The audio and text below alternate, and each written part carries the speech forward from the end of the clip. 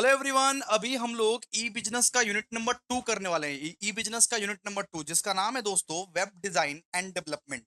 Web design and development मतलब website का कैसा डिजाइन रहता है और किस तरीके से हम लोग उसको डेवलप कर सकते हैं। ठीक है, तो दोस्तों आइए सबसे पहले हम लोग 2 मार्क्स के क्वेश्चंस को करते हैं। Explain website goals and objective. Explain website goals और ऑब्जेक्टिव। वेबसाइट गोल्स और ऑब्जेक्टिव क्या रहता है? तो website goals and objectives are the main purpose behind creating a website. Website goals और ऑब्जेक्टिव एक मेन मुद्दा रहता है जिस मुद्दे की वजह से आप वेबसाइट को क्रिएट करते हो। दे इंक्लूड अट्रैक्टिंग विजिटर, मतलब विजिटर को अट्रैक्ट करना, शेयरिंग इन्फॉर्मेशन, इन्फॉर्मेशन को शेयर करना, प्रमोटिंग प्रोडक्ट। एक वेबसाइट के माध्यम से आप क्या कर सकते हो? एक वेबसाइट के माध्यम से, मेरा भी वेबसाइट अभिषेक झा क्लासेस.in, उसके माध्यम से आप क्या कर सकते हो? सर विजिटर को अट्रैक्ट करते हैं, इन्फॉर्मेशन को शेयर करते हैं या प्रमोट करते हैं प्रोडक्ट्स को। ठीक है, तो website goals and objective are the main purposes behind creating a website. They include attracting visitors, sharing information, promoting products and improving customer service. तो किस तरीके से एक कस्टमर को अट्रैक्ट करना है, किस तरीके से उसको इंफॉर्मेशन स्प्रेड करना है, किस तरीके से उसको प्रमोट करना है, किस तरीके से उसको इंप्रूविंग कस्टमर सर्विस करना है, ये सब सब आपको वेबसाइट बताता है। वेबसाइट बताता है ये सब सब।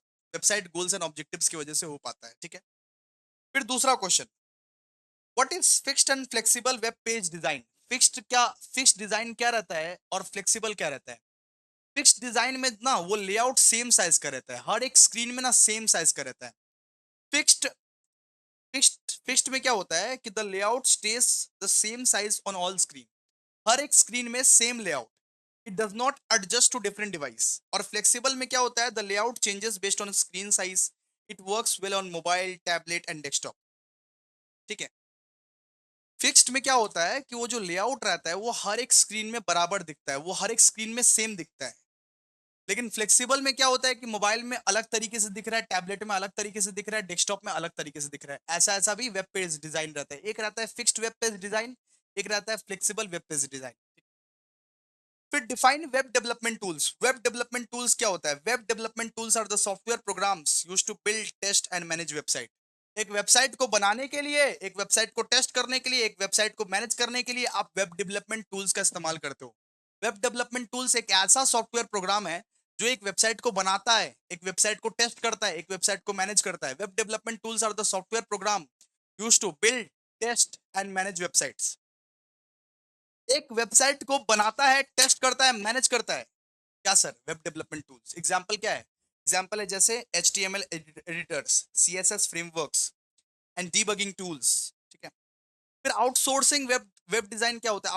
Outsourcing web design means hiring an external company और freelancer to create a manage website. मतलब एक वेबसाइट को क्रिएट करने के लिए मैंने एक फ्रीलांसर को हायर किया, एक दूसरा कंपनी को हायर किया। जब मैं एक दूसरा कंपनी को हायर करता हूं कि भाई सुनना मेरा वेबसाइट बना दे, भाई सुनना मेरा वेबसाइट बना दे, उसको मैं क्या बोलूंगा? उसको मैं बोलूंगा आउटसोर्सिंग वेब वेब डिजाइन। जब मैं कोई दूसरा कंपनी को हायर करता हूं कि सुनो ना भाई मेरा वेबसाइट बना दो, इसको मैं क्या बोलूंगा? Outsourcing web design. 5 and 10 marks question देखो। 5 and 10 मार्क्स क्वेश्चन में सबसे पहला क्वेश्चन है, why is a website costly to maintain? क्यों एक वेबसाइट बहुत ज्यादा कॉस्टली है मेंटेन करने के लिए? क्यों एक वेबसाइट को मेंटेन करने में बहुत ज्यादा खर्चा लगता है? क्यों एक वेबसाइट को मेंटेन करने में बहुत ज्यादा खर्चा लगता है? देखिए, मेंटेनिंग ए वेबसाइट इन्वॉल्व्स रेगुलर अपडेट करना पड़ेगा उसको, सिक्योरिटी के लिए, टेक्निकल सपोर्ट के लिए बहुत ज्यादा खर्चा करना पड़ेगा। जैसे मेरा ही वेबसाइट है अभिषेक झा क्लासेस.in, उसको रेगुलर अपडेट करने के लिए, रेगुलर सिक्योरिटी देने के लिए, रेगुलर टेक्निकल सपोर्ट देने के लिए कितना कितना खर्चा लगता है। दीज एक्टिविटीज रिक्वायर्स, ये सब सारा एक्टिविटीज में आप लोगों को टाइम चाहिए, मनी चाहिए, स्किल्ड प्रोफेशनल चाहिए। ठीक है, अब कौन कौन सा चार्जेस रहता है? एक तो होता है होस्टिंग चार्जेस, मंथली और yearly fees to keep the website online. Website को ऑनलाइन रखने के लिए एक होता है होस्टिंग चार्जेस, ताकि गूगल में दिखे, गूगल में वो वेबसाइट दिखे, इसीलिए हम लोगों को पे करना पड़ता है पहले होस्टिंग चार्जेस, मंथली या ईयरली। फिर होता है बेटा डोमेन चार्जेस, हम लोग को देना पड़ता है डोमेन चार्जेस। ठीक है, डोमेन चार्जेस मतलब क्या होता है? Annual cost to keep the website name active. Website नाम को एक्टिव रखने के लिए हम लोग को वो जो डोमेन है उसको बार बार रिन्यू करना पड़ता है। Security management, cost of antivirus, firewalls, protection, ये सब सब लगता है। एंटीवायरस लगता है, फायरवॉल्स लगता है, प्रोटेक्शन लगता है। मान लीजिए कुछ अपडेट करना चाहते हैं, वो वेबसाइट में हम लोग कुछ अपडेट करना चाहते हैं, उसका भी हम लोग को खर्चा लगेगा। फिर technical support, software licence, backup storage, ये सब सब खर्चा हम लोग को लगता है। इसमें से 8 तो याद कर लीजिएगा। होस्टिंग चार्जेस, फिर डोमेन रिन्यूअल, सिक्योरिटी मैनेजमेंट मतलब एंटीवायरस का खर्चा, प्रोटेक्शन का खर्चा, फायरवॉल्स का खर्चा, कंटेंट अपडेट्स, अगर मान लीजिए कुछ हम लोग चेंज करेंगे, कुछ टेक्स्ट, कुछ इमेजेस, कुछ वीडियोस चेंज करना है, उसके लिए भी पैसा लगेगा।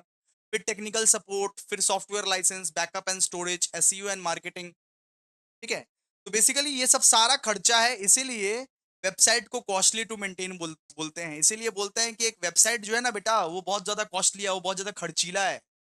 बहुत खर्चा होता है वेबसाइट को मेंटेन करने में, कि उसमें होस्टिंग चार्जेस लगता है, डोमेन रिन्यूअल लगता है, सिक्योरिटी मैनेजमेंट लगता है, कंटेंट अपडेट लगता है, फिर technical support, software licence, backup and storage, SEO and marketing वगैरह वगैरह। Major goals and objective of creating a website. एक वेबसाइट को क्रिएट करने के लिए कौन कौन से गोल्स, कौन कौन से ऑब्जेक्टिव्स का फॉलो करना पड़ेगा? What are the objectives of creating a website? अगर मैं एक वेबसाइट क्रिएट करना चाहता हूं, उसका क्या ऑब्जेक्टिव रहता है? गोल्स ऑब्जेक्टिव पूछेगा, इंपॉर्टेंस पूछेगा, सबका एक ही आंसर होगा। Importance of creating a website या goals and objective of creating a website क्या है बताओ? सबसे पहले इंफॉर्मेशन शेयरिंग। एक वेबसाइट आप इसीलिए बनाते हो ताकि इंफॉर्मेशन आप शेयर कर पाओ। इंफॉर्मेशन आप शेयर कर पाओ, provide useful contents to users about product, services और topics. Online press online presence, build brand identity and reach a wider audience. Customer support, customer को बेटर तरीके से सपोर्ट करने के लिए एफएक्यूज होता है ना, एफएक्यूज, चैटबॉट्स या कॉन्टैक्ट फॉर्म्स। कस्टमर को बहुत बेहतरीन तरीके से सपोर्ट करने के लिए, उसको सेटिस्फाई करने के लिए आप लोग क्या करते हो? वेबसाइट बनाते हो। वेबसाइट क्यों बनाते हैं? इन्फॉर्मेशन शेयर करने के लिए, ऑनलाइन रहने के लिए, कस्टमर को सपोर्ट करने के लिए, सेल्स एंड मार्केटिंग करने के लिए। फिर कम्युनिकेशन टूल में भी वेबसाइट बहुत ज्यादा हेल्प करता है। जैसे मान लीजिए कस्टमर के साथ, एम्प्लॉयज के साथ, पार्टनर के साथ आपको कम्युनिकेट करना है, इसका हेल्प मिलेगा वेबसाइट का। फिर डेटा डेटा कलेक्शन के लिए आपको अगर फीडबैक लेना है, इंक्वायरीज लेना है, तो वो कैसे होगा? वेबसाइट की मदद से होगा। कॉस्ट रिडक्शन, आप अपना खर्चा बचाते हो वेबसाइट क्रिएट करके। आप अपना फिजिकल स्टोर का और अपना ऑफिस नीड्स का खर्चा बचाते हो। और ग्लोबल रीच के लिए तो ये सब बेसिकली क्या है? ये है goals and objective of creating a website. What are the goals and objective of creating a website? Information sharing, online presence, customer support, sales and marketing, communication tools, data collection, cost reduction and global reach. अब हम लोग अब हम लोग पढ़ने वाले हैं difference between simple and multi tiered website architecture. एक सिंपल वेबसाइट में और एक मल्टी टियरेड वेबसाइट में क्या क्या फर्क होता है? एक सिंपल वेबसाइट में, एक मल्टी टियरेड वेबसाइट में क्या क्या फर्क रहता है? जैसे structure, single layers all function in one place. Simple website architecture में क्या होता है ना दोस्तों, कि सारा का सारा फंक्शन एक ही प्लेस में दिया हुआ है, सारा का सारा फंक्शन एक ही जगह पे दिया हुआ है। और और मल्टी में क्या होता है? मल्टी वेबसाइट आर्किटेक्चर में क्या होता है कि मल्टी लेयर्स रहता है वहां पे। हर एक लेयर में अपना अपना अलग अलग रोल रहता है, हर एक लेयर में। जैसे अमेजन में जाइएगा तो अमेजन मिनी टीवी एक है, अमेजन पे एक है। अमेजन में जाइएगा तो अमेजन मिनी टीवी एक है वहां पे, अमेजन अमेजन पे एक है, अमेजन का शॉपिंग का ऐप है। अलग अलग एप्लीकेशंस रहते हैं वहां। तो उसको हम लोग बोलते हैं मल्टी टेरेड वेबसाइट स्ट्रक्चर। एक होता है सिंपल, एक होता है मल्टी टेरेड। सिंपल में क्या होता है? All function in one place, सारा का सारा फंक्शन एक ही प्लेस पे। और मल्टी में क्या होता है? अलग अलग फंक्शंस अलग अलग प्लेस पे। इसका क्या कंपोनेंट्स रहता है? जैसे H T M L, C S S, basic script only. और इसका presentation layer, logic layer and data layer, ये सब याद करना पड़ेगा। कॉम्प्लेक्सिटी क्या है? सिंपल वेबसाइट में कॉम्प्लेक्सिटी है easy to build and manage, easy to build and manage. ठीक है। और मल्टी में क्या है? More complex and needs skilled developers. ठीक है। अच्छा, ये परफॉर्मेंस बताइए। Performance suitable for small website, suitable for small website. ठीक है, जिसका जिसका छोटा छोटा वेबसाइट है, जैसे अभिषेक झा क्लासेस, उसके लिए सुटेबल है, सुटेबल फॉर स्मॉल वेबसाइट्स। और लार्ज वेबसाइट्स के लिए मल्टी टेलरेड ही लेना पड़ता है, लार्ज वेबसाइट्स के लिए मल्टी टेलरेड ही लेना पड़ता है। सिक्योरिटी क्या है? इसमें बेसिक सिक्योरिटी मिलता है, इसमें स्ट्रॉन्ग सिक्योरिटी मिलता है। सिंपल वाले में बेसिक सिक्योरिटी मिलता है, इसमें स्ट्रॉन्ग सिक्योरिटी मिलता है। स्केलेबिलिटी कैसा है? इसका लिमिटेड स्केलेबिलिटी है, इसका हाईली स्केलेबिलिटी। ठीक है। अब हम लोग पढ़ने वाले हैं कि merits and demerits of flexible web page design. एक फ्लेक्सिबल वेब पेज डिजाइन का क्या मेरिट्स है, क्या डीमेरिट्स है। फ्लेक्सिबल वेब पेज डिजाइन मतलब क्या होता है? फ्लेक्सिबल वेब पेज डिजाइन मतलब होता है कि अपने हिसाब से मैंने वेब पेज बनाया है, अपने हिसाब से। तो उसका क्या मेरिट्स होता है? सबसे पहले तो भैया responsive layout, responsive layout adjust automatically to different screen. जैसे मोबाइल में अलग तरीके से दिखेगा, फिर वो टैबलेट में अलग तरीके से दिखेगा, डेस्कटॉप में अलग तरीके से दिखेगा, ठीक है, रिस्पॉन्सिव लेआउट। फिर इसका और एक मेरिट है कि better user experience, visitor can easily view and use the site on any device. Visitor कहीं पर भी कोई भी डिवाइस से इजीली व्यू कर सकता है। SEO friendly, search engine preferred mobile friendly and responsive websites. Cost effective भी है, खर्चा भी यहाँ पे कम पड़ता है, खर्चा भी यहाँ पे कम पड़ता है। One design work for all device, reducing development cost. Future proof, adapts to new devices without major changes, ठीक है। डीमेरिट्स क्या क्या रहता है? डीमेरिट्स रहता है इसका बहुत ज्यादा हार्ड कोडिंग रहता है। इसका जो कोडिंग रहता है ना, कोडिंग कोडिंग रहता है ना, कोडिंग, तो वो बहुत ज्यादा कम्प्लेक्स रहता है। Complex coding requires advance CSS and design skills. फिर इसका टेस्टिंग टाइम जो है, needs testing on multiple devices and browsers. इसका बहुत परफॉर्मेंस इशू है, ये कभी कभी परफॉर्म करता है, कभी कभी परफॉर्म नहीं करता है, कभी कभी लोअर लोड करता है, लोडिंग इसका बहुत लोड है। और यहाँ पे डिजाइन लिमिटेशंस है, some elements may not work well on the screen size. कुछ कुछ एलिमेंट्स स्क्रीन साइज में काम नहीं करता है। तो ये बेसिकली क्या था, merits and demerits of flexible web page design. Merits and demerits of flexible web page design. आइए आगे बढ़ते हैं। अब बात करते हैं different tools required for website optimisation. एक वेबसाइट को चलाने के लिए कौन कौन सा टूल्स लगेगा? एक वेबसाइट को चलाने के लिए, एक वेबसाइट को चलाने के लिए, एक वेबसाइट को परफॉर्म करने के लिए कौन कौन सा टूल्स लगेगा? तो website optimisation means improving the speed, performance and visibility of the website. एक वेबसाइट के स्पीड को, एक वेबसाइट को परफॉर्मेंस को, एक वेबसाइट के विजिबिलिटी को बढ़ाने के लिए कौन कौन सा टूल्स लगेगा? तो देखिए, की tools, Google page speed insight, ठीक है। सबसे पहले गूगल पेज स्पीड इंसाइट लगेगा, जीटी मैट्रिक्स लगेगा, गूगल सर्च कंसोल लगेगा हम लोगों को, ठीक है। इसको याद करना पड़ेगा, इसके नाम को याद करना पड़ेगा, और कुछ नहीं कर सकते, ये याद करने वाला, लर्निंग वाला ये। योस्ट एसईओ लगेगा, ठीक है। फिर गूगल एनालिटिक्स लगेगा। ये वाला सब्जेक्ट लेने से पहले सोचना चाहिए था ना आप लोग को, ये सब याद करना पड़ेगा, ये सब नाम याद करना पड़ेगा। कौन कौन सा वो की टूल्स है जो एक वेबसाइट्स को मैनेज करने के लिए, इंप्रूव करने के लिए लगेगा। तो Google page speed insights, GT matrix, Google search console लगेगा, योस्ट एसईओ लगेगा, गूगल एनालिटिक्स लगेगा आप लोगों को, ठीक है। शेमरस लगेगा आप लोगों को, स्क्रीनिंग फ्रॉग, एसईओ स्पाइडर लगेगा। अब बात करते हैं कि एक वेबसाइट को आप टेस्ट कैसे कर सकते हो और मेंटेन कैसे कर सकते हो। एक वेबसाइट को टेस्ट करने के लिए क्या क्या चाहिए, एक वेबसाइट को टेस्ट कैसे किया जाता है, एक वेबसाइट को आप टेस्ट कैसे कर सकते हो? Website testing. So testing ensure the website work correctly before and after launch.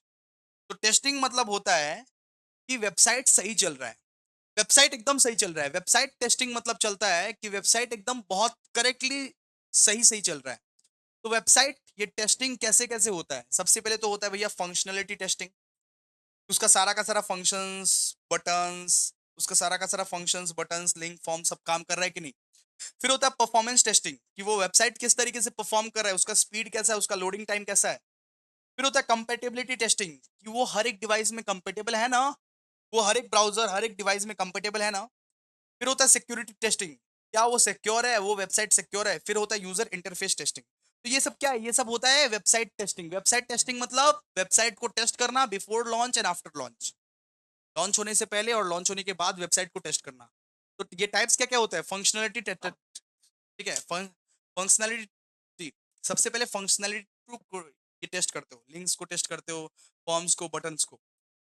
फिर आप परफॉर्मेंस को टेस्ट करते हो कि वेबसाइट कैसे परफॉर्म कर रहा है। फिर आप उसका कंपेटेबिलिटी को टेस्ट करते हो कि ब्राउजर्स एंड डिवाइसेस में कैसा चल रहा है, हर एक ब्राउजर्स हर एक डिवाइसेस में चल रहा है कि नहीं। फिर आप सिक्योरिटी टेस्टिंग करते हो कि वो वेबसाइट तो सेफ है ना, वेबसाइट सेफ तो है ना। User interface testing, layout, design and ease to use, अब चेक करते हो इसका लेआउट, डिजाइन सब कुछ ठीक है कि नहीं। फिर एक होता है website maintenance. Maintenance keep the website updated, secure and running smoothly. एक वेबसाइट का मेंटेनेंस अगर करवाओगे ना, तो वो वेबसाइट को अपडेटेड रखता है, सिक्योर रखता है और स्मूथली रन करवाता है। एक वेबसाइट को अपडेटेड रखने के लिए, सिक्योर रखने के लिए और स्मूथली रन करवाने के लिए आपको मेंटेनेंस करना पड़ेगा, मेंटेनेंस। तो मेंटेनेंस के लिए क्या-क्या करते हो बताओ? सबसे पहले तो भैया content updates, adding new articles, images, product details. Website में बार-बार चेंज होता है ना? वेबसाइट में बार-बार इमेजेस आप चेंज करते हो, प्रोडक्ट डिटेल्स आप चेंज करते हो, न्यू आर्टिकल्स चेंज करते हो। फिर software updates, updating updating themes, updating plugins, कभी-कभी सॉफ्टवेयर अपडेट्स भी करते हो। फिर बैकअप एंड रिकवरी भी करते हो, regularly saving website data to avoid loss. Regularly आप बैकअप करके रखते हो, बैकअप रेगुलरली आप स्टोरेज को बैकअप करके रखते हो, वेबसाइट के स्टोरेज को बैकअप करके रखते हो। फिर बहुत सारे बग्स रहते हैं, बहुत सारे छोटे-छोटे प्रॉब्लम्स रहते हैं, एरर्स रहते हैं, उस एरर्स को आप सॉल्व करते हो। Solving errors and improving performance, security monitoring, installing firewalls and scanning for malware. मतलब इसमें क्या होता है कि आप सिक्योरिटी को देखते हो कि कुछ प्रॉब्लम तो नहीं है, कुछ ये डेटा थेफ्ट तो नहीं हो सकता है, ठीक है? SEO monitoring, updating keywords and improving search ranking. Keywords को अपडेट करते रहते हो आप लोग, सर्च रैंकिंग को इंप्रूव करते रहते हो आप लोग, एसईओ, जिससे गूगल में सर्च करते ही सबसे पहला वेबसाइट आपका ही आए। गूगल में सर्च करते ही सबसे पहला वेबसाइट आपका ही आए। और एनालिटिक्स रिव्यू भी मांगते हो, studying visitor data to improve users experience, कि कौन कौन विजिट किया, कितना देर वेबसाइट पे रुका, ये सब सारा डेटा आप वेट करते हो, ठीक है? तो बेसिकली ये चैप्टर भी हमारा हो गया, वेबसाइट मेंटेनेंस, वेबसाइट टेस्टिंग, बहुत सारा कुछ पढ़े हम लोग। Different tools required for website optimisations, ठीक है? तो आप लोग प्लीज पढ़ लीजिएगा ये चैप्टर को, और प्लीज एक बार लाइक कमेंट कर दो। लाइक कमेंट तो करना पड़ेगा, अगर आप चाहते हो कि यूनिट नंबर 3 आए तो लाइक कमेंट शेयर जरूर करना, ठीक है? इतना पढ़ लोगे बात खत्म। 37 पेज पढ़ लोगे तो बात खत्म हो जाएगा, ठीक है? इतना ही पढ़ना है। लाइक कमेंट शेयर कर दीजिए दोस्तों। Thank you so much guys.